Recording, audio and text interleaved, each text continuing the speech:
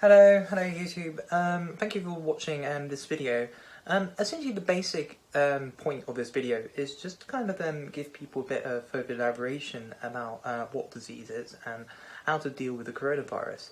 Because I always think there's quite a lot of misinformation when you watch the news at the moment, and I think quite a lot of the reason is because there's not really that much data on what the coronavirus specifically is, because obviously this virus has only just started in February 2020, so obviously people don't really have that much idea, and it's difficult to predict what events will be are to come. But what you can do is actually look at past diseases which have happened in human history, and what I've got here is 4 of the major diseases, the biggest diseases which have happened and affected humanity in the past. And you can actually draw quite a lot of similarities from the viruses and what occurred to the current situation we're experiencing. So I suppose the first one I'd like to go through is the Black Plague, which also known as the bubonic plague. I think quite a lot of people have heard about this one before. So the way this disease spread was you had like fleas which would spread the disease to animals, key animal being the rat, and then the rats would kind of like spread over to major cities, and then the fleas would travel on those rats, and they would essentially jump over and infect humans as well by biting into them. And then once humans would actually catch the disease and the disease spreads over to their lungs, breathing out, that would spread over to other humans as well, causing like a massive devastation the Black Plague caused. And it's interesting how this disease impacted society. Sorry, the lighting's really shit. I'm literally just filming from my iPhone, so sorry if it's it's just terrible. But hopefully you can hear me all right. But essentially, it had quite a large impact on society at the time. So, for example, a massive part of society in the UK and in Europe was drawn by slaves. So, obviously, agriculture would be the biggest economy at the time, and the key to that was slavery. So you had all these slaveries working for them. But this bubonic plague, the Black Plague, actually made slavery kind of be eradicated to a certain extent, mainly because obviously this plague killed so many people. It killed off the labourers as well, so then you would only have like a limited number of labourers available. And what happens in economic terms when the supply of the labour force goes down? The wages go up, effectively bringing an end to slavery and feudalism. Now this is debated in history, but I mean I think that's the generally argued point. Argued side of it. Don't take my word for granted. I don't think that's fact, but I think that's a generally accepted idea. And in terms of similarities, so now, quite a lot of time, the Black Plague, at the time in the 1300s, a solution, a cure, wasn't actually really discovered. I mean, I think now that's most of the disease has been eradicated, so it's not really an issue anymore. But at the time, there was no solution. So the only way they could actually deal with it was quarantine, which is what's happening now. There's 200 million dead, and they managed to create antibiotics in the end, but that took ages. It's not as simple as some people are making it out to be. Obviously, science has come a long way, and obviously we've got all these experiences to draw our knowledge from, making maybe dealing with this coronavirus much easier. But it's not as easy as people make it out to be. Some people just say, oh, there's a vaccine to be created in a couple of months or 6 months or something, and we're all back at work. It's not that simple. And even when you even if you do make the vaccine, it doesn't necessarily mean it's going to be available to everybody straight away. Another similarity we see is that at the time, as there was no I suppose it's the same with when there's economic downturns or diseases or anything which is negative, people always want to have a scapegoat. And what happened at the time was that they blamed it all on immigrants. Again, we see quite a lot of similarities there, don't we? The way economic downturns and like unemployment blame immigrants. And I've definitely seen articles where the spread of this disease and the blame immigrants as well. And obviously, I think quite a lot of the time the blame goes to Chinese people because the disease first started in China. But we know that just kind of discriminating and just blaming this particular disease on certain groups of people isn't constructive at all. What was also quite interesting at the time was the effect it had on religion. So using the UK in particular as an example, well, I suppose the same in Europe as well, but Christianity and the Catholic Church basically ruled the land through the monarchy. They had a really strong influence. Even now in the US and Europe, Christianity is a large influence, but obviously not as much as it was in the 1300s. And this actually, the bubonic plague actually led to a breakdown of this. It's debated by historians, because essentially what happened was you had all these people who didn't know why they were dying. They were getting all these black spots, which was spewing pus and blood, and it was dying. Like one person was healthy, who was just asleep, and then next morning their family go and check on him, and he's just dead. So what did they do? Obviously, they all avid Christians. They go off to the churches. They go off to the church and say, "Please help us, God. Please help us. You need to help us. What are we going to do? What are we going to do? You've got to guide us." But what happened? There's no one there. There's no one there at the churches, because all the people, all the priests in the churches, they've got all this wealth. They've got all this wealth they've developed over the time through their religion. So they just run off to the countryside. They just get away. But then what happens to all the people left behind? They're just left behind to die, aren't they? And also, like, we've been paying taxes, and we've been, praying to you, and we've been giving you good treatment, but now you just left us in the dark when we need you the most. So actually it led to the state, to the people, and the state kind of detaching themselves from religion quite a lot. Well, again, this isn't complete fact. I mean, this is, again, debated by historians, but that's the common thought. So I guess the next disease I'd like to go on to is cholera. So I don't think this has killed as many people as bubonic plague. I need to look into that. But essentially, there's been 6 pandemics of this in the past. And what's quite interesting, again, kind of bringing similarities back to our current situation with the coronavirus, the cause of this, not the solution, the cause of this was only uncovered until the 3rd pandemic. So you had 1-2 pandemics, millions of people dead. They only actually managed to work out what the cause was on the 3rd pandemic. And obviously the cause of that was water, so there was like an infection in the water supplies. And also quite important to know, I forgot to miss this out, I missed this out on the Black Plague, but the Black Plague still has 2,000 cases a year. I think that's quite a common misconception people have. So people think, oh yeah, they're all worrying about coronavirus now, and it's like a new thing. But actually this has always been continuing. And I think there was like a TED talk where Bill Gates did about talking about, how we're not prepared for the next epidemic. It's a very interesting video. I mean, I'm not going to pretend like I knew this was going to happen either. I mean, I only really looked into all this stuff when the coronavirus happened, but essentially, yeah, it's still continuing, and it's similar to cholera. There's 21k to 140k cases of this a year still, and it's interesting. They can't actually identify specifically how many people. I mean, look at the range here. We've got 21,000 to 143,000 deaths. And I think the number of reported cases kind of range from like 10 million to 40 million as well, because they're not actually sure how many cases there actually are, which kind of puts into perspective the extent of our scientific development. We're still not, that developed in that sense. We can't even identify specifically how many deaths are caused by the virus. So cholera, the key influence and effect this has on society, which is still felt now, is the way we disinfect our water. So all water systems, most of the developed countries anyway, are all disinfected. So all the water you run the taps are all disinfected, so you can drink it safely. But until the cause of this was discovered, and bear this in mind, this wasn't that long ago. This was like in the 20th century. When this was finally resolved. That was only when we found this out. And when you go to pools and stuff, another way you can kind of see this disease, kind of how it affected our society, how you can see it, is when you go to pools, like, that smell of chlorine, it's pretty annoying. You go into the pool and it always stinks of chlorine, it's awful. I don't like it at all, but it's because it's to disinfect the water.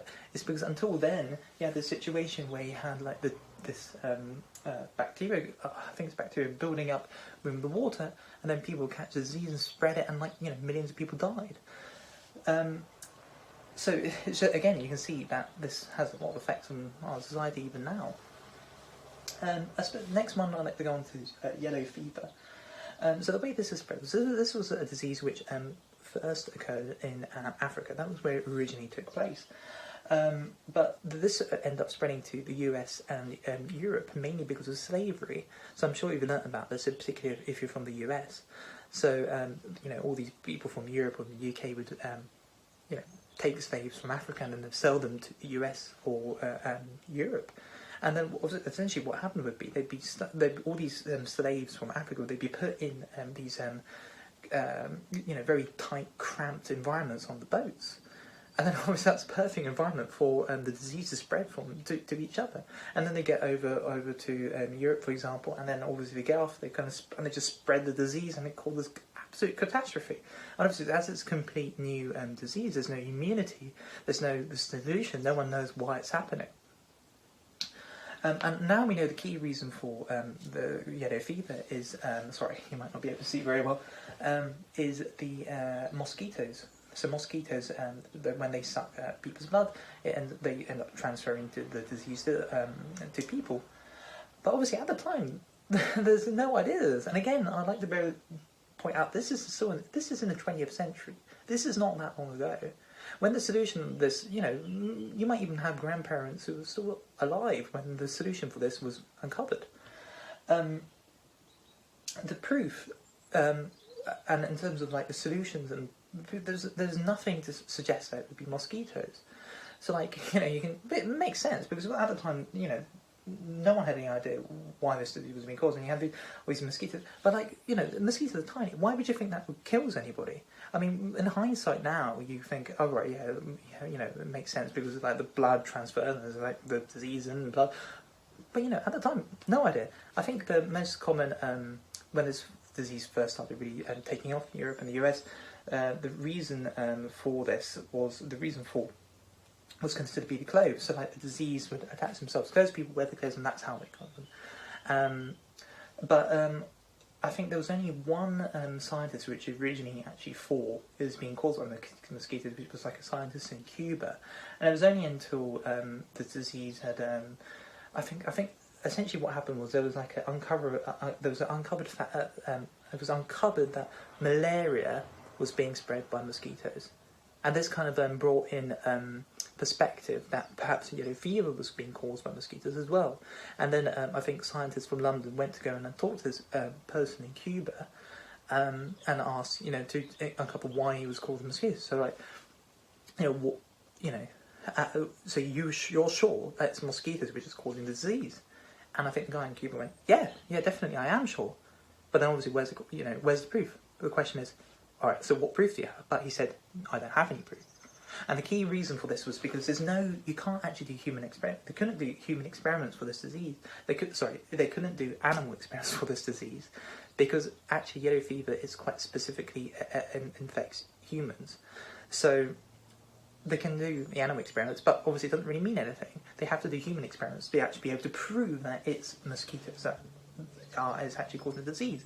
And I actually got to the stage, I think, at one point where they actually had to go to the army, and they got people who are willing to sacrifice themselves, and they said, I'm willing to die for humanity, I will sacrifice myself as a test subject for the disease.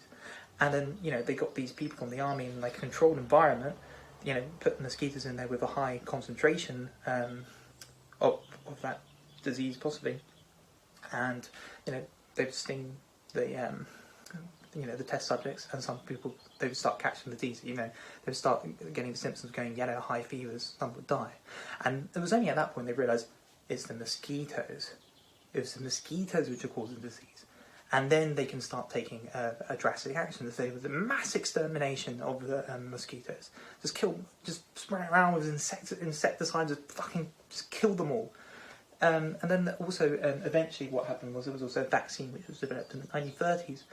But again, not that long ago, which is, again, quite interesting. Another interesting fact I think I like to draw on is that the Panama Canal, which is a massive construct, had been under development for quite a while, but couldn't be completed because essentially all the workers would go down there. They would go over to Panama and start and build a canal. But then what would happen would be there'd be so many mosquitoes around, they would just end up catching the disease, and everybody would just end up being ill. So it just couldn't be completed. But the uncovery of of the cause of the disease allowed them to take action to be able to resolve it. And a few years later, after the disease being uncovered, the Panama Canal was created, which is interesting because if this disease hadn't actually been identified and this disease hadn't been identified in Europe, and this disease hadn't been resolved, the Panama Canal might not even be built to this day. And the final point I'd like to point out, there's still actually no cure for this disease. So you can take vaccines, creative vaccines, which stop the disease from you catching the disease, but it's not actually a cure. Right? If you've caught it, you're going to be ill, and you could potentially die. Obviously, there's less cases now as well, because quite a lot of the disease is eradicated, and we know what the cause is, but it's still important to realise that humanity haven't actually won against the disease. It's the same with Black Plague. It's the same with cholera. You think it's the disease of the past, but it's diseases of the now. There's just less cases, but we haven't actually beat these diseases. There's still a possibility of them spreading again, depending on how they develop. Which is quite in contrast to the last disease I'd like to go through, which is smallpox. So this is interesting and a very significant disease in the sense that it's the most deadly. It's killed the most number of. I suppose even out of all these three diseases put together, this has killed more people. It's estimated that this has killed a third of the total historical population of humans. That's massive, a third of the population. But what's also interesting is that this disease has actually been fully eradicated now. The last case which was observed was in, I think, 1978, but I think originally, officially, it's been said to be eradicated in 1977.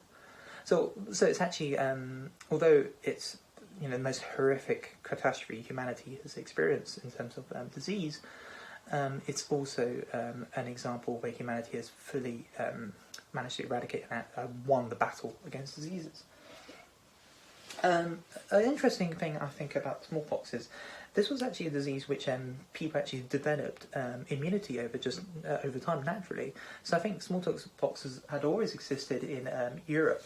So actually, Europeans actually already had like a certain amount of immunity against smallpox. And a good example is Aztecs versus the Spaniards in 1519. So Hernan Cortez had around 500 people when he was exploring, and he went to Mexico and invaded Mexico. But obviously he only had 500 people, and the Aztecs at the time had massive cities, and they had around 16 million people population, like iron. They had swords, weapons. They had food. It was a wealthy country, but still, Cortez were able to invade them and take over Mexico with just 500 people, which is insane. And historians, the key argument they make of the reason why they were able to do this was because they essentially had a weapon which even Cortez didn't realise he had, the microbiological weapon of smallpox, because obviously all these Spaniards who had come over from Europe had built up immunity to this disease, but obviously when they brought over and they kind of spread it over in Mexico or to the Aztecs at the time, none of the Aztecs had any immunity. This had never entered Mexico before. So as soon as they started being infected with the disease, they just started dropping like flies. So instantly just wiped out 90% of the population, and even the people who left were ill. So they've got no will to fight. I mean, all your family are dead. There's just no. So it's amazing, and I think there's also lots of other historical events where people have tried to use the smallpox, because I think what happens is smallpox. I'm not sure if you've ever seen the photos from the past, but essentially people get like loads of little like boily kind of things going all over their face and all over their bodies, and it gets all scabby. And actually, like taking those kind of scabs and actually trying spreading the disease in other countries as kind of like a biological weapon. I suppose a natural biological weapon has actually occurred in the past. But yeah, but I think basically when you look at past historic diseases, you can actually get a bit of an understanding to what the coronavirus is and how to deal with it correctly. Because I think the key thing is, it's not as easy as people I think are making out to be to create vaccines and create solutions to viruses. Like I think a common thing people say, like viruses, they can also develop. So you create a vaccine, but then they get they kind of change their chemistry. I'm not going to pretend like I'm an expert about it. But when you look, even if you don't understand the science completely, when you look at past historical events, you realise that actually it's not as simple as people make it out to be. In 6 months, they create a vaccine, we all go back to work, the virus disappears. It's not going to be that simple. I mean, I would guess that this virus just continues to be for the next 100 years, maybe even longer. But it's just the way humanity deals with it will develop, and I think the number of cases will start to drop. So it's just, always, what they say about wash your hands, making sure you stay away from people, maybe not going out as much as you want to, unless it's absolutely necessary, are ways to resolve the issue. But I think it's important to take it seriously, because just looking at the past, again, 3 out of the 4 viruses, not viruses, but diseases I mentioned here, are still not cured. They're not completely eradicated. Humans haven't actually won the battle against most of these diseases.